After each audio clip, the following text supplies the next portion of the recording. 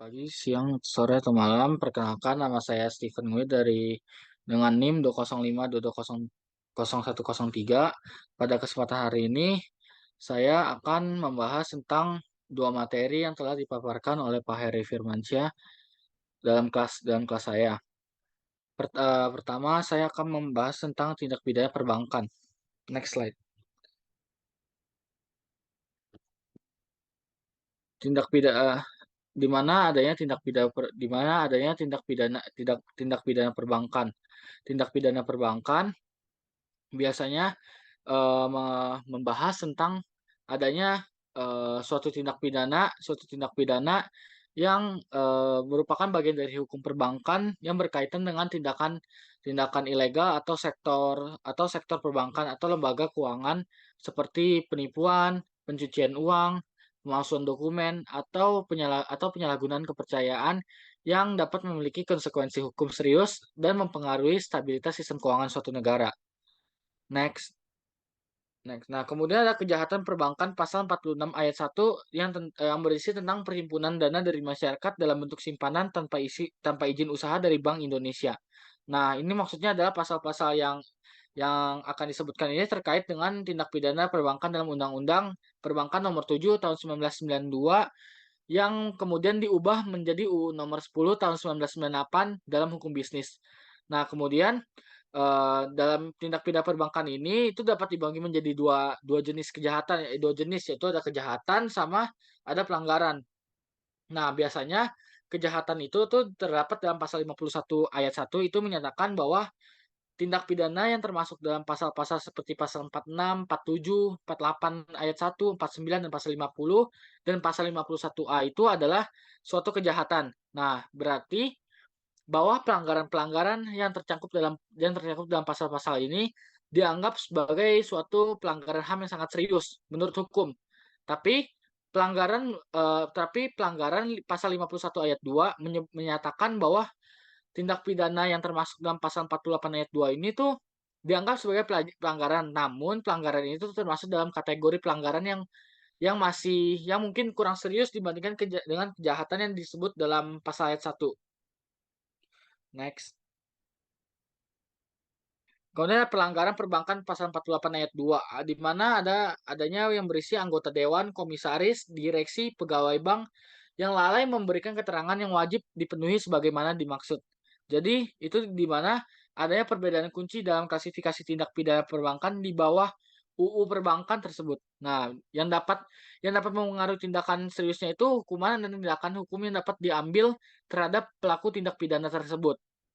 Terus kemudian untuk itu maka dijelaskanlah dalam UU Perbankan Nomor 7 Tahun 1992 yang telah diubah menjadi UU Nomor 10 Tahun 1998. Nah, yang berisi pasal 46 ayat 1 itu pasal ini yang mengatur tentang perhimpunan dana dari masyarakat dalam bentuk simpanan tanpa izin usaha dan Bank Indonesia.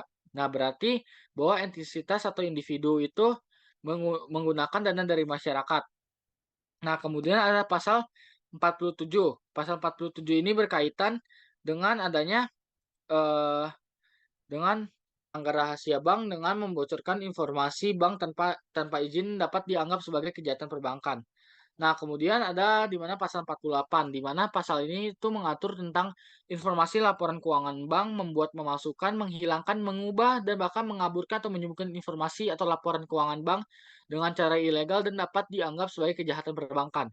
Yang kemudian ada pasal 49 ayat 2, di mana pasal ini tuh berkaitan dengan adanya menerima imbalan, komisi, uang tambahan, atau layanan lain yang terkait dengan operasi perbankan. Nah, di mana dia itu meminta atau menerima imbalan atau komisi yang tidak sah tanpa izin resmi yang juga dianggap sebagai suatu kejahatan perbankan. Kemudian terakhir ada pasal 50, di mana pasal ini mengacu pada pihak teralivisasi, di mana tindakan ini melibatkan pihak-pihak yang teralivisasi lingkungan perbankan dan keuangan. Nah, tindakan hukum dapat diberlakukan terhadap individu atau entitas dalam ketentuan-ketentuan dengan hukum yang sudah berlaku. Next. Nah, adanya upaya upaya pencegahan adapun faktor pemicu tindak pidana perbankan. Nah, faktor pemicu tindakan perbankan ini biasanya itu Meliputi seperti adanya kesempatan. Jadi pelaku tindak pidana itu perbankan mungkin melihat adanya peluang untuk melakukan kejahatan dalam situasi tertentu, seperti celah dalam pengawasan atau kelemahan sistem. Nah, yang kedua ada motivasi keuangan, di mana motif utama dalam tindak pidana perbankan ini seringkali ada keuntungan finansial pribadi. Terus yang ketiga ada ketidakpatuhan regulasi, di mana pelanggaran aturan atau regulasi perbankan yang ada dapat memicu tindak pidana perbankan.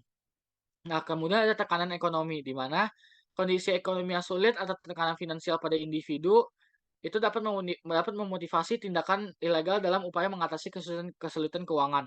Yang kelima ada kecurangan internal. Nah, di mana itu tindakan pidana perbankan dapat melibatkan kecurangan yang dilakukan oleh anggota internal bank atau lembaga-lembaga keuangan sendiri.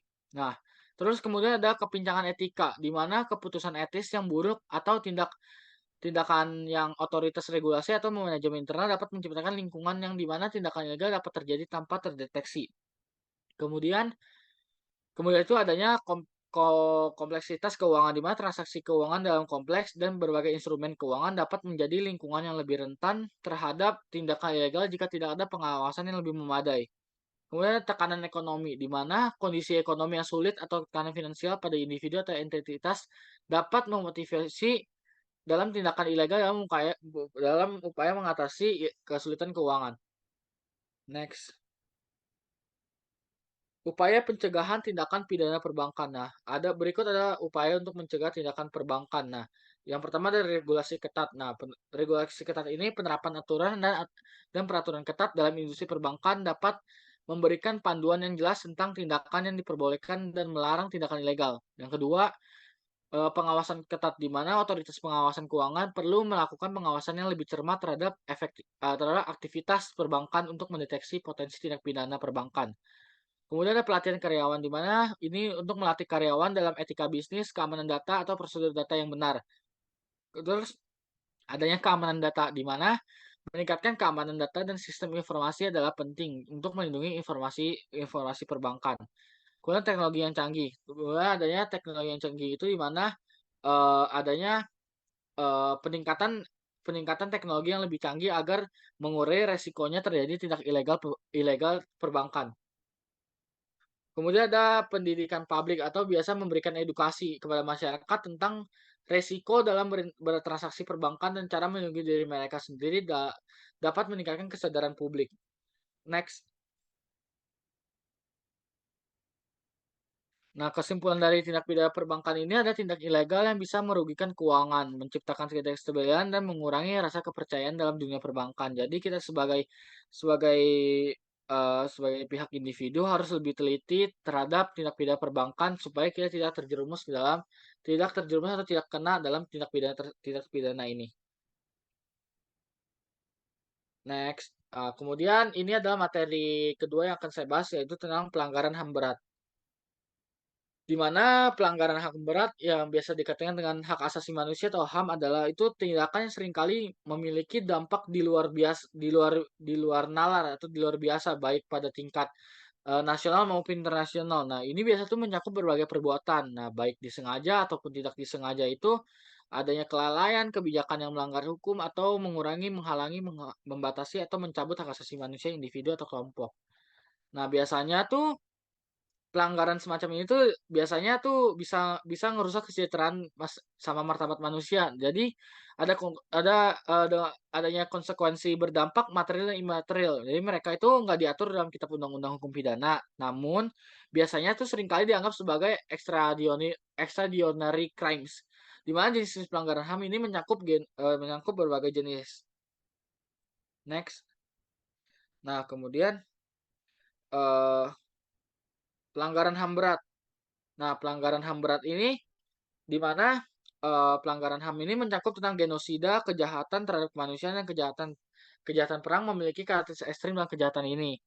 Nah, biasanya itu mencakup tentang Statuta Roma yang menciptakan eh, Mahkamah Pidana Internasional atau biasa disingkat dengan ICC yang memberikan landasan hukum internasional untuk mengadili individu terlibat dalam pelanggaran HAM berat seperti genosida, kejahatan terhadap kemanusiaan, terus ada kejahatan perang. Nah, Biasanya di tingkat nasional ini dia udah diatur dalam UU Nomor 26 Tahun 2000 di mana Indonesia mengatur tentang genosida dan kejahatan terhadap kemanusiaan sebagai upaya untuk menegakkan hukum dan memerangi pelanggaran HAM.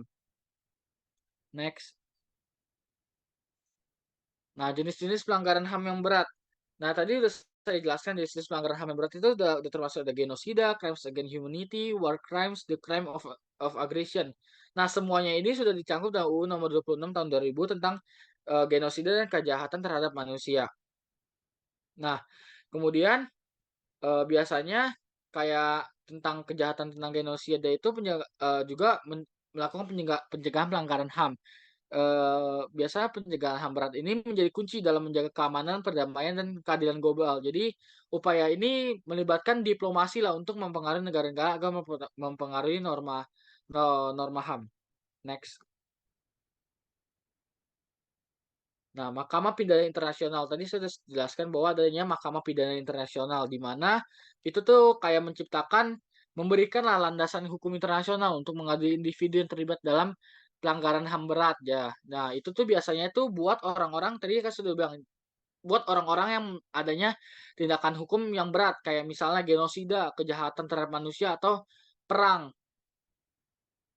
Next. Nah, pencegahan pelanggaran HAM berat. Nah, ini ada diplomasi, pemantauan internasional, sanksi ekonomi atau politik, di mana ada diplomasi. Nah, diplomasi itu kayak melibatkan untuk mempengaruhi negara-negara agar mematuhi norma HAM lah. Terus ada lagi pemantauan internasional. Nah, di mana itu lembaga atau organisasi independen untuk mendeteksi atau melaporkan pelanggaran HAM. Terus ada juga yang ketiga adalah sanksi ekonomi atau politik di mana ini tuh untuk memaksa negara-negara yang melanggar HAM untuk mematuhi standar internasional. Jadi semua sudah ditetapkan berdasarkan yurisdiksi tertentu. Next. Nah, mungkin kesimpulan dari pelanggaran HAM berat ini tuh sebenarnya melibatkan tindakan yang melanggar hak asasi manusia. Itu tuh baik sengaja maupun tidak sengaja. Jadi kita sebagai manusia harusnya atau sebagai individu harusnya kita harus lebih menghargai HAM karena kita individu ini kan adalah orang yang memerlukan bantuan sosial. Jadi kalau kita tidak bisa mengikuti atau mematuhi HAM ya kita juga tidak akan dihargai tidak akan dihargai orang lain. Kemudian Eee, dari ini saya akan membuka 2 pertanyaan lagi. Boleh nanya? Jadi yang pertama saya mau nanya kalau apa yang dimaksud dengan kejahatan terhadap kemanusiaan dalam konteks pelanggaran HAM berat? Terus sama yang satu lagi itu, apa peran pengadilan kejahatan internasional dalam mengadili pelanggaran HAM berat? Terima kasih. Bentar ya. Oke, berarti apa yang dimaksud dengan kejahatan terhadap kemanusiaan dalam konteks pelanggaran HAM berat? Mungkin, kejahatan terhadap kemanusiaan itu dalam konteks HAM berat itu biasanya itu, tindakan yang sangat serius atau melanggar prinsip-prinsip HAM. Jadi ini tuh mencakup tindakan seperti kayak pembunuhan massal, pemerkosaan massal, ada deportasi paksa, dan penghilangan paksa yang dilakukan sebagai bagian dari serangan sistematis terhadap kelompok sipil atau populasi tertentu. Nah, kemudian pertanyaan kedua itu, apa peran Pengadilan Kejahatan Indonesia dan peran Pengadilan Pelanggaran HAM? Oke, peran Pengadilan Kejahatan Internasional ya, dalam Pengadilan Pelanggaran HAM itu biasa kan udah disebut tadi dalam PPT bahwa ini tuh adalah seperti pengadilan pidana internasional atau ICC yang bertugas itu mengadili individu yang diduga bertanggung jawab sebagai pelanggaran HAM berat. Nah, ini tuh mencangkup pengadilan atas individu yang terlibat dalam kejahatan terhadap kayak kemanusiaan, kayak misal genosida, kejahatan perang, terus ada agresi. Nah, pengadilan semacam itu tuh memastikan pertanggungjawaban internasional bagi pelaku berupaya untuk mencegah impunitas lah dalam kasus-kasus serius dalam pelanggaran HAM. Oke, mungkin sekian ya dari pertanyaannya dan presentasi. Mungkin sekian dari terima kasih juga buat pertanyaannya.